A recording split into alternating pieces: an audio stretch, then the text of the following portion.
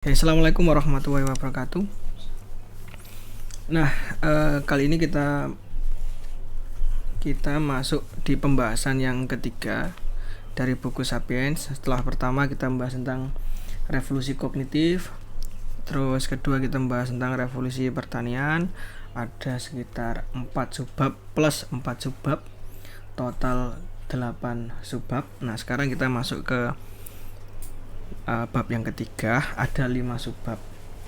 Tadi ada sekitar 5 video yang harus kalian ikuti untuk punya pemahaman komprehensif tentang buku Sapiens ya, buku yang luar biasa untuk dibaca awal-awal, terutama untuk generasi-generasi milenial yang baru masuk kuliah.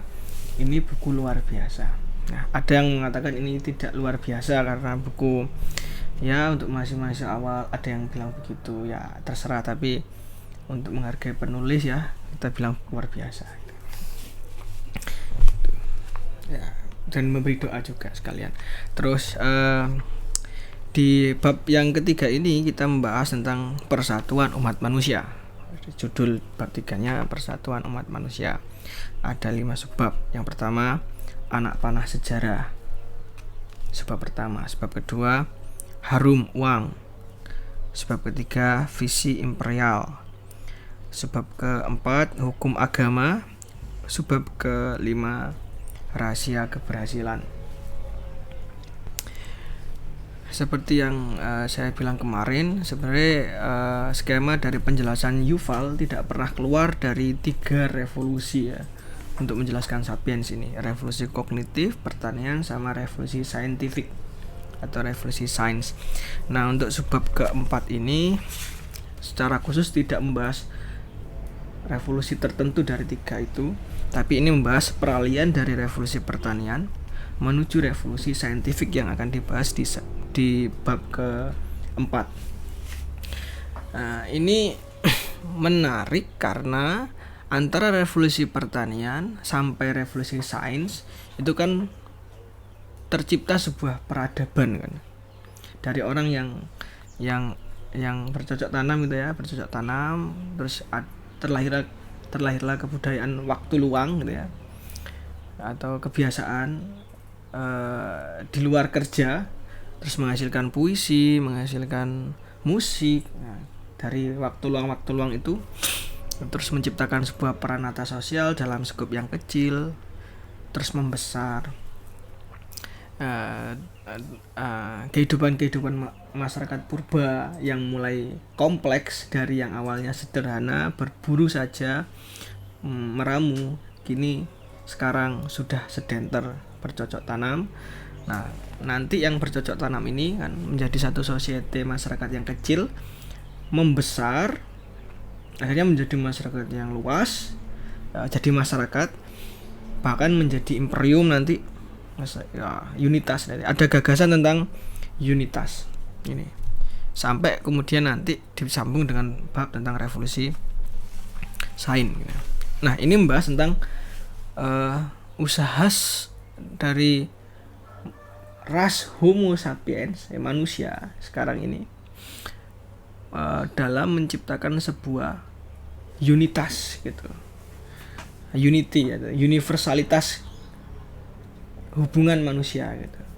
Nah, konektivitas yang tanpa batas antar sesama manusia. Ini dibahas di sini. Bisa dibilang ini adalah paradigma sejarah peradaban yang digagas oleh Yuval. Itu. Makanya di sini lebih banyak berbicara tentang filsafat sejarah, juga berbicara tentang filsafat masyarakat gitu di bab ketiga ini. Jadi kalau ingin tahu apa pandangan Yuval tentang sejarah dan masyarakat, itu sebenarnya mengacu pada abad pasca revolusi pertanian. Itu yang saya tangkap di sini. Makanya di subbab pertamanya dia menjelaskan tentang anak panah sejarah. Kenapa di subbab pertamanya dia membahas tentang anak panah sejarah? Iso dipahami rek. Bener gak rada aku.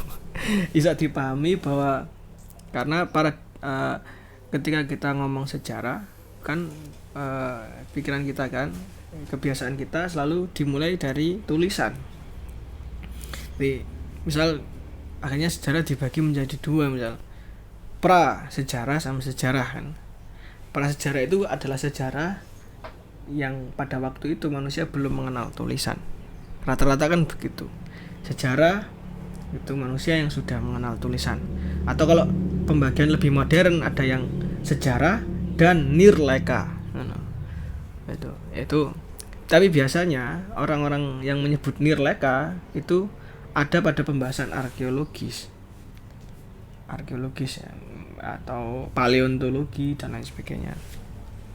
Itu orang-orang yang membahas. Jadi ilmu sejarah tidak termasuk pembahasan dalam nirleka maupun prasejarah, tapi justru itu adalah fakultasnya orang-orang arkeologi, mengkaji tentang candi dan bentuk-bentuknya, peninggalan-peninggalan arkeologis lah.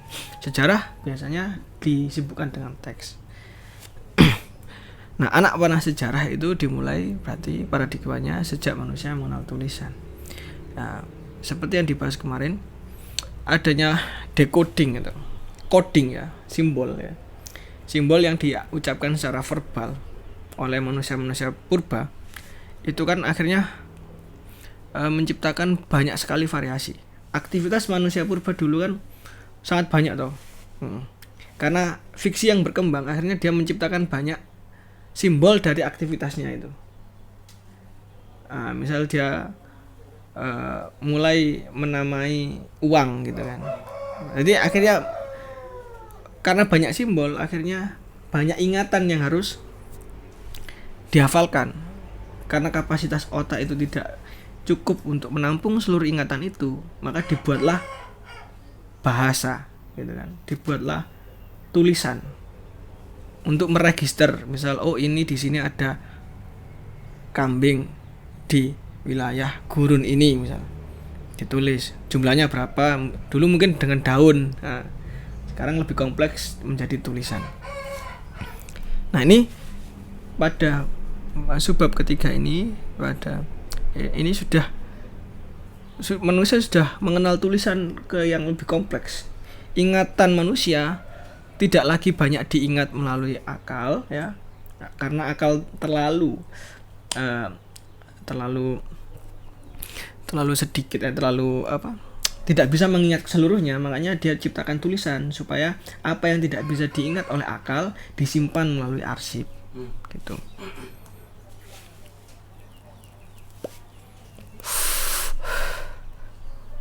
Nah, kemudian sejarah itu bergulir.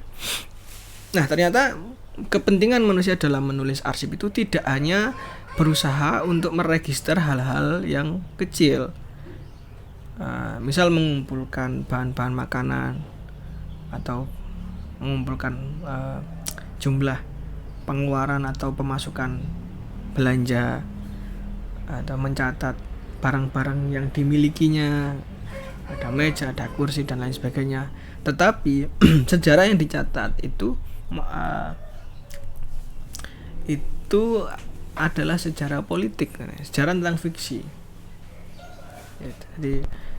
Jadi sejarah itu yang berkembang itu dari periodisasi satu ke periode yang lainnya, itu ternyata dia lebih menitik beratkan pencatatan sejarah fiksi dalam pengertian Yuval ya.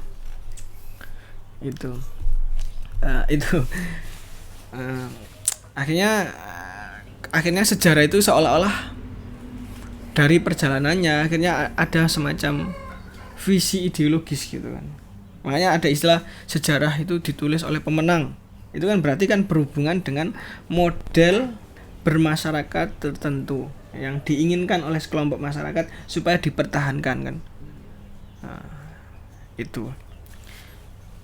Kalau misal kita mengikuti logika-logika yang sederhana ala-ala manusia purba, berarti kan sejarah tidak ada konflik. Sejarah itu hanya tentang pola pencatatan yang berubah terhadap benda-benda. Tapi ternyata manusia tidak sehewaniah itu ya bahasanya begitu. Meskipun manusia itu dalam perspektif ini adalah juga seorang hewan ya, yang fiksional. Tapi di sini manusia punya fiksi yang membuat dia itu menciptakan sejarah yang keluar dari mindset empiris ya. Secara ideologi misal, secara kepentingan, secara apa dan sebagainya. Nah, dari pergerakan ini, dari masyarakat pertanian menuju masyarakat sains ini, lalu kita bertanya sebenarnya perjalanan umat manusia ini mengarah kemana gitu, mengarah kemana? Di bab anak panah sejarah ini, perjalanan umat manusia itu mengarah pada unitas atau universalitas atau konektivitas yang menyeluruh. Jadi dulu misal orang-orang Tasmania tidak mengenal orang-orang Sioux di Amerika misal, atau orang di kepulauan di benua Australia dulu benua ya, tidak mengenal orang-orang di benua Amerika. Tapi anak panah sejarah pasca revolusi pertanian memungkinkan orang di benua Australia untuk berkomunikasi dengan orang-orang di benua Amerika. Itu berarti kan ada watak unitas yang mengarahkan kita pada satu bentuk masyarakat global ya, kebudayaan global. Itu arahnya. Ketika kebudayaan global ini terbentuk, apakah itu mengarahkan kita pada satu model kesejahteraan yang sejati gitu ya, misalnya kepada kebahagiaan yang hakiki bahasanya begitu, atau itu justru merusak peradaban umat manusia? Sekarang isu-isu yang lagi seksi misal di Indonesia dibahas transnasionalisme misal, organisasi transnasionalisme sebut saja misal HTI misalnya, atau apa dan lain sebagainya, yang dipandang sebagai satu organisasi yang membahayakan ya. Di sisi lain mereka menolak adanya organisasi transnasionalisme, tapi nasionalisme sendiri dimiliki hampir di seluruh negara. Bahkan nasionalisme secara tidak langsung itu sudah transnasional ya, paham nasionalisme itu ya. Jadi ada semacam watak-watak kontradiksi menolak transnasionalisme dari satu sisi, tapi mendukung nasionalisme sebagai transnasionalisme ya. Tentu dalam porsi-porsi logikanya bisa kita dudukkan. Nah, itu yang biasa dipikirkan oleh Yuval dalam mengotak-ngatik logika kita. Nah, cara berpikirnya begitu. Nah, ketika masyarakat pertanian menuju masyarakat yang lebih kompleks yang disebut peradaban, setiap masyarakat itu berusaha mempertahankan otoritas kekuasaannya, terutama kepala suku gitu. Nah, pejantan alfa di kepala suku, sebut saja begitu, ketua suku maksudnya. Di sini soalnya disebut pejantan alfa gitu ya, rata-rata begitu. Itu selalu berusaha menancapkan otoritasnya sampai ke bawah. Ketika mereka satu kelompok itu ketemu dengan kelompok yang lainnya, itu cenderung menaklukkan. Itu setelah revolusi pertanian itu mereka cenderung menaklukkan dan mempertahankan otoritasnya. Terus dia menciptakan simbol-simbol, perilaku peran-atau budaya atau hukum-hukum. Nah, misal kemarin kita bahas hukum Hammurabi yang harus ditaati oleh daerah vasal atau daerah taklukan itu. Nah, itu. Nah,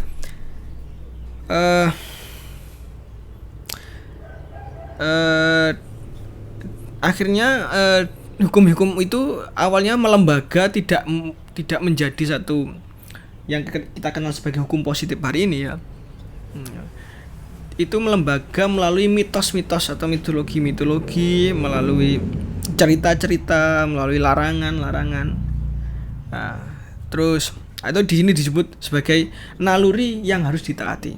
Gitu. Jadi ada kan jenis naluri yang ada sejak kita lahir, tapi ini naluri buatan. Gitu. Nah, naluri buatan itu secara efektif mengontrol manusia. Ya, itu yang kemudian disebut budaya. Itulah yang kemudian disebut budaya. Nah, orang sejarah selalu memahami begini. Budaya itu selalu dipandang sebagai sesuatu yang harmonis, yang sejajar dengan alam gitu. Itu pola pikir orang-orang sejarah. Jadi dulu dalam pandangan orang-orang sejarah menurut Yuval, kebudayaan manapun, kebudayaan Samoa, kebudayaan Tasmania, kebudayaan Siok, Madagaskar manapun, itu selalu harmonis. Konflik itu tidak berkepanjangan gitu. Dia selalu memiliki keseimbangan hidup dengan alam. Itu pandangan orang-orang sejarah. Yang menurut Yuval itu sangat tidak make sense gitu.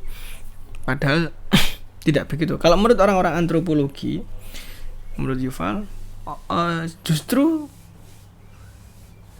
sejarah itu berkembang, tidak tetap.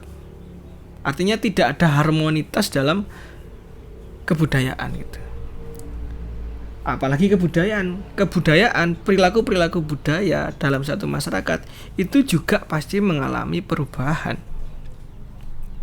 Artinya tidak ada yang tetap dalam kebudayaan yang lama. Nah, sekarang ada upaya misal recalling ya,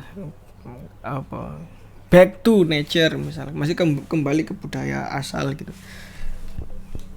Itu bagi masyarakat yang mempelajari ilmu antropologi itu menjadi sesuatu yang tidak mungkin, karena budaya terus mengalami perubahan, dan tidak nah sejarah harus menginsafi itu. Yang menurut Yuval ada semacam kontradiksi definisi antara kebudayaan menurut pandangan orang-orang ilmu sejarah dan kebudayaan menurut pandangan orang-orang antropolog gitu, atau ahli budaya.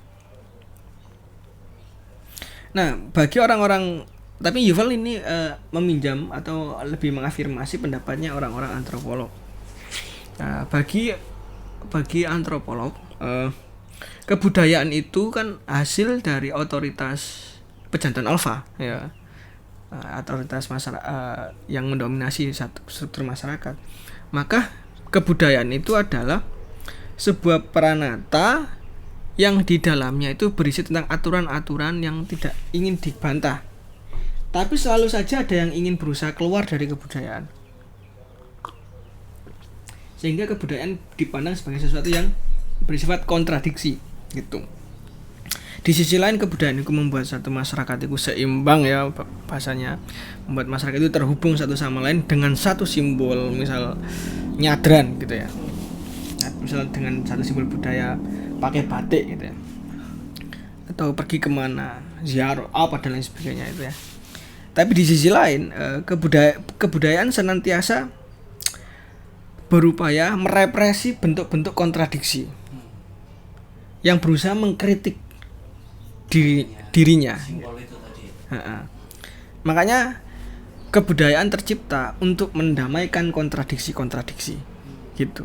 Jadi menurut Yuval, sejatinya Homo sapiens itu di dalam pembentukan peradaban,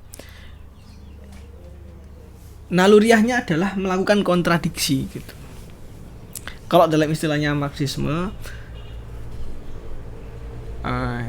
dia mengafirmasi pendapatnya Hegelian ya. Hegel kan gurunya Marx itu ya, mengatakan bahwa kontradiksi itu yang paling niscaya di alam semesta. Di alam semesta itu selalu ada kontradiksi. Diafirmasi dalam teori Marx ini kontradiksi kelas gitu kan. Ini enggak ada sebenarnya dalam society, itu ada kontradiksi budaya. Jadi ini tidak mirip, ini mirip dengan Marx tapi lebih ke arah idea.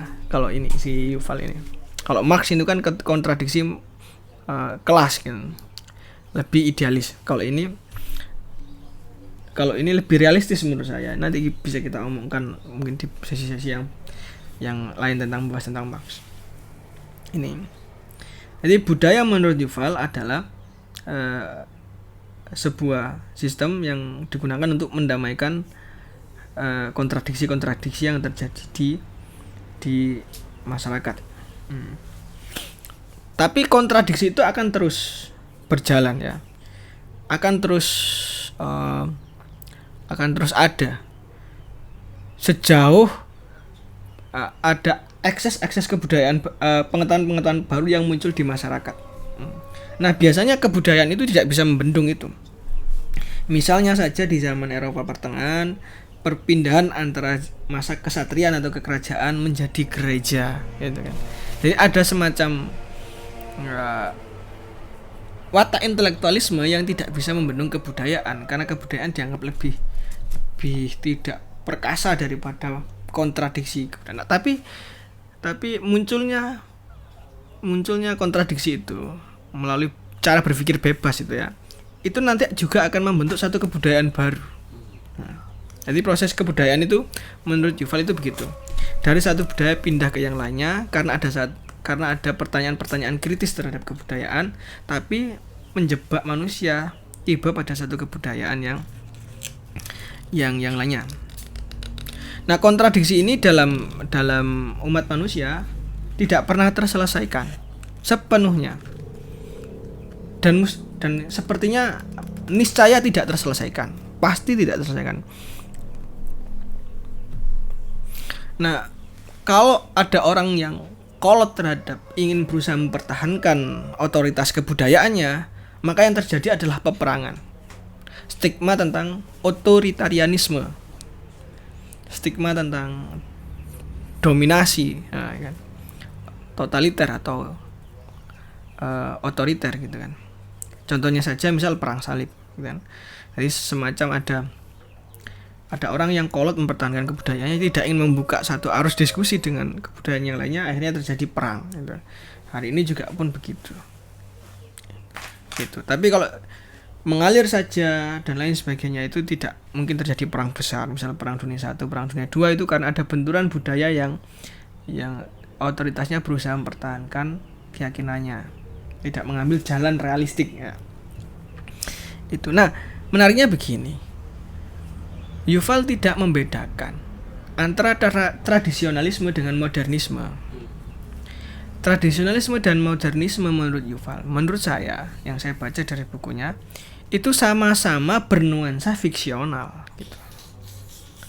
Nah, contohnya politik modern hari ini, itu kan yang banyak mengusung tentang individualisme, kesetaraan dan kebebasan, terus kemudian menciptakan satu kebudayaan hukum yang berbasis pada penghargaan kepada individu dan upaya menciptakan kesetaraan, itu juga disebut sebagai satu budaya baru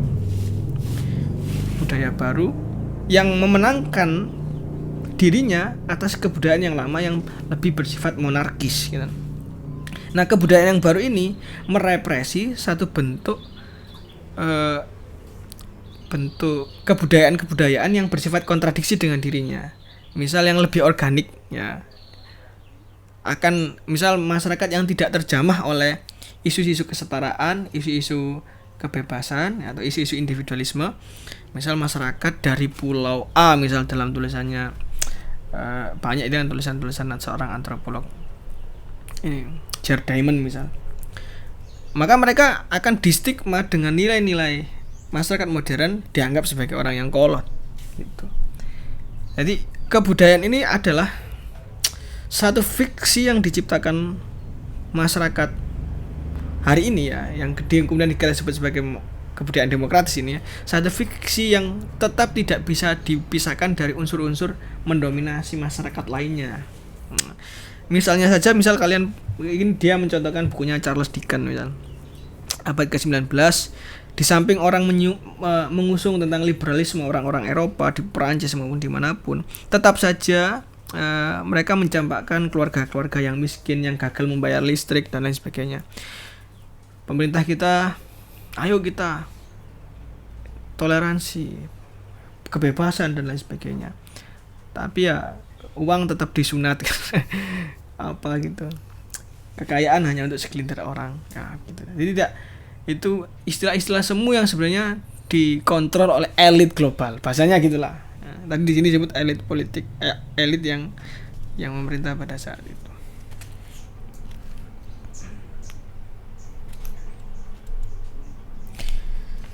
Nah, itu. Jadi peperangan itu ada pada persimpangan bertemunya kebudayaan yang lama dan arus kepemikiran yang baru.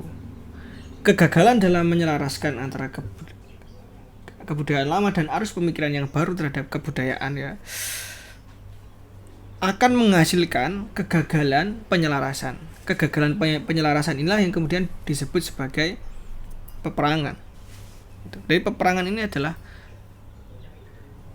kegagalan suatu abad atau suatu zaman, satu era, Zeitgeist dalam bahasa Belanda, dalam menyelaraskan dirinya dengan arus pemikiran baru.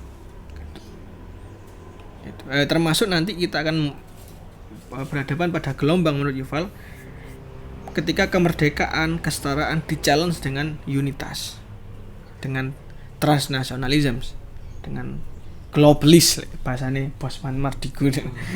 Wong tae. Oke. Itu. Nah, tapi mereka gini, ya nggak masalah kalau tetap kontradiksi ya, soalnya kontradiksi itu watak alamiah manusia. Maka cara kita, tapi pola pikirnya begini, satu pola pikir kan berarti kan gini, maaf agak sedikit ya. Jadi dia mengacu pada pola pikir kontradiksi kan, ya. Tapi seluruh umat manusia dalam diskursus pembahasan tentang peradaban atau tentang psikologi manusia terutama, itu ada istilah begini, disonansi kognitif misal. Nah, Yuval, jadi kondisi yang tidak nyaman, misal kita yang tidak nyaman di pondok, di mana dan lain sebagainya, itu karena terpengaruh oleh lingkungan dan lain sebagainya, itu dianggap sebagai sesuatu yang bermasalah. Tapi menurut Yuval, itu bukan sesuatu yang bermasalah, itu tabiat alamiah manusia berkontradiksi itu. Nah, itu harusnya dijadikan satu role model untuk menilai peradaban dunia supaya dia itu tidak cenderung berwatak unity gitu.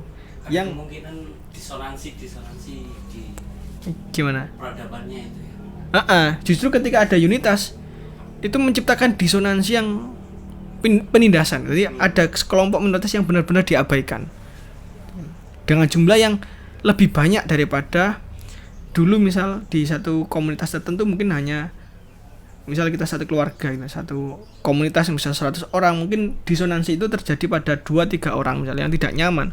Kalau satu peradaban mungkin satu bangsa gitu yang harus dikorbankan, misal begitulah, mungkin logikanya begitu. Nah, itu akhirnya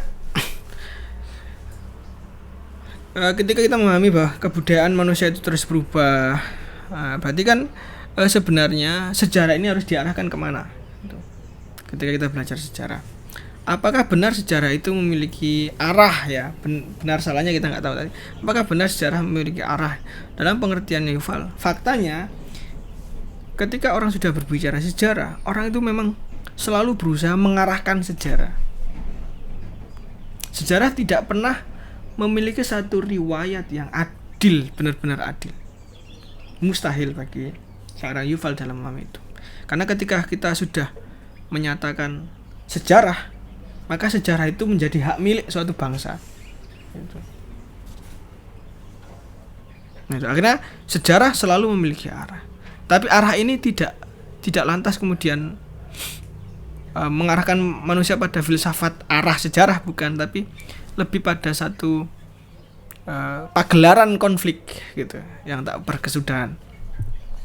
Nah, ketika manusia belajar sejarah dari waktu ke waktu tertentu dan lain sebagainya, semuanya buku yang tercipta selalu berdasarkan produk konflik, bahkan melalui metanarasi untuk menjegal pendapat kebenaran yang lain gitu. Untuk mengafirmasi bahwa temuan saya yang paling benar, kamu yang salah gitu. Diciptakanlah profesor, misal Sam Hardy mengkritik apa gitu ya, ini yang paling benar, kalian ini nggak ada buktinya, misal begitu. Watak-watak intelektualisme model-model kacangan begitulah yang banyak sekarang hari ini. Saya sebut kacangan ya, nggak apa-apa lah. Nggak usah ditit, nggak apa-apa, di rumah sisan. Itu. Jadi yang harus dipahami oleh sejarah itu begini kalau menurut Yuval. Samardi salah satu yang mengkritik Yuval. Maaf, intermezzo. Sejarah selalu memandang bahwa manusia itu berada pada satu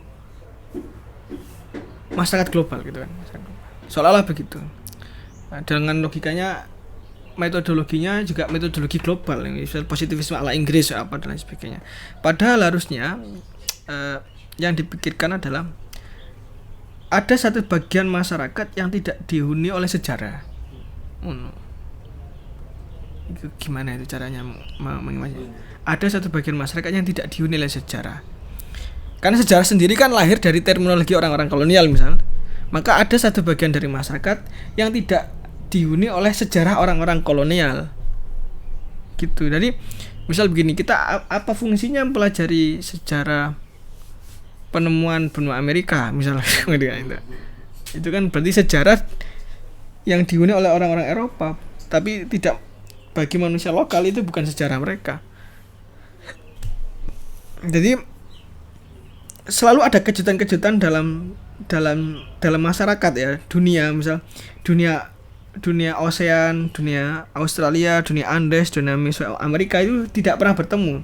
Karena belajar sejarah dia berusaha menemukan korespondensi itu ya. Misal ada hubungan gen sehingga harus ada pertautan politik, ada apa.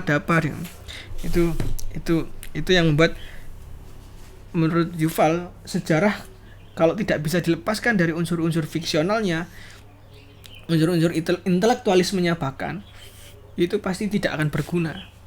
Mungkin dia ingin berusaha mengarahkan sejarah itu pada pembahasan yang biologis gitu. Itu mungkin kita bahas di pertemuan-pertemuan selanjutnya.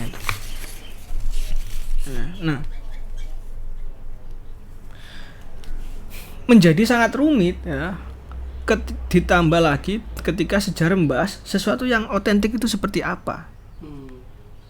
Sementara peristiwanya adalah peristiwa politik.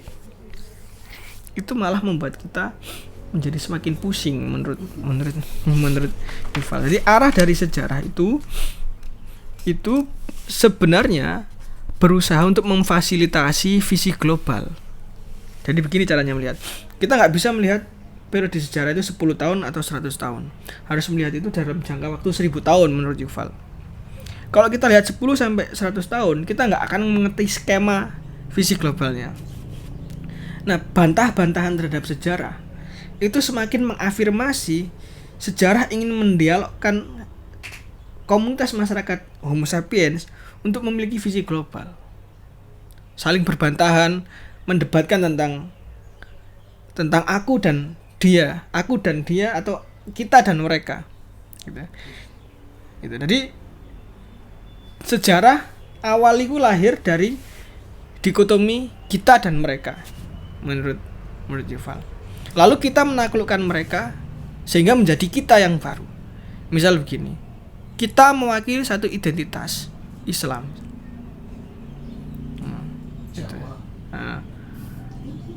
Ada semacam dalam istilah linguistik itu frase idiomatik. Ya, misal Islam ya, itu mewakili bangsa yang tidak yang borderless. Ada orang Eropa, ada orang Amerika, ada orang Jawa.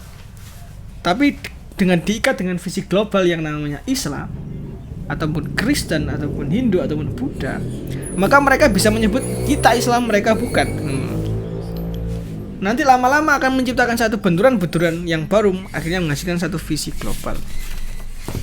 Nah, visi global ini mengukuhkan Homo sapiens ya pada puncak jaring-jaring makanan tertinggi yang bisa mengatur seluruh peradaban yang ada di muka bumi ini, yang mungkin dalam satu doktrin Khalifa fil ard mungkin ya.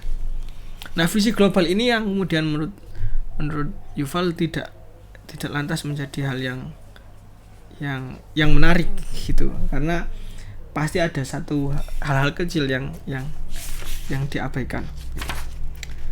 Nah, visi global ini akhir-akhir ini banyak tercipta melalui liberalisme. Jadi agamanya harusnya tidak spesifik lagi agama Islam, tapi agama Amerika gitu, agama Hollywood, agama apa. Nah, itu harus dipahami sebelum kita berbicara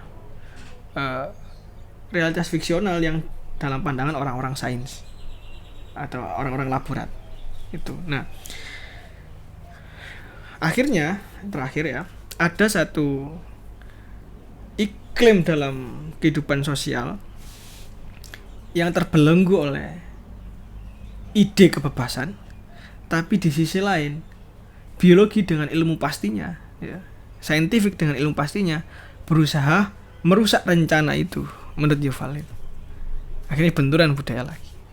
Dan inilah yang kemudian visi masa depan, mungkin visi tentang masyarakat masa depan, yaitu visi masyarakat saintifik gitu, yang mencoba untuk dibahas dalam bab-bab terakhir. Nanti bab 4 kita bahas setelah melewati 4 subbab setelah ini. Kalau nggak salah isinya begitu dulu saya baca. Ya saya kira itu cukup. Ya itu ya istilah Siratul Mustaqim. Assalamualaikum warahmatullahi wabarakatuh. Ya itu Seruputtif.id,